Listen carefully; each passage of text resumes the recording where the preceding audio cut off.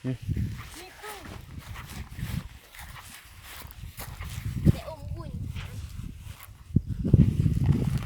หวะ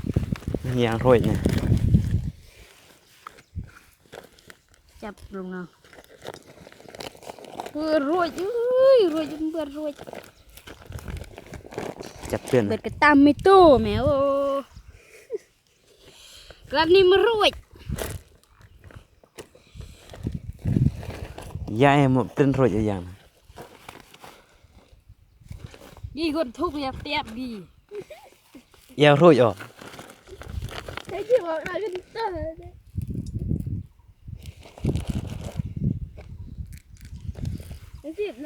ดีรวยสมารวยกูตัว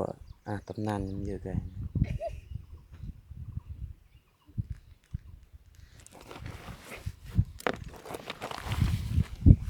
ตอนยี่โอจีมา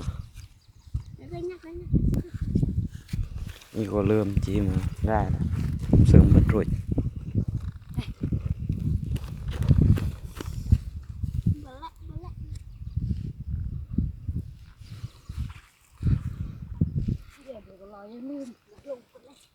อย่าลืมกดไลค์กดแชร์เฮ้ยพอจะลงกดไลค์กดติดตามแนว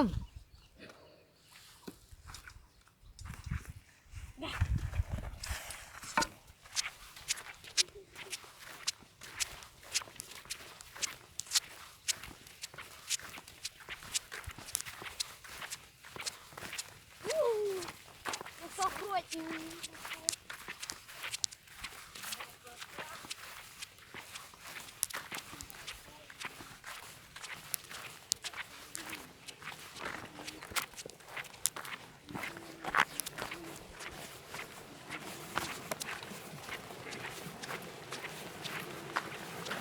เดี๋ยวสบายว่าบาลบ่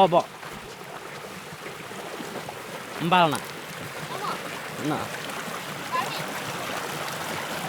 นี่บาลตอนยืมนั่งจอเดียวกัน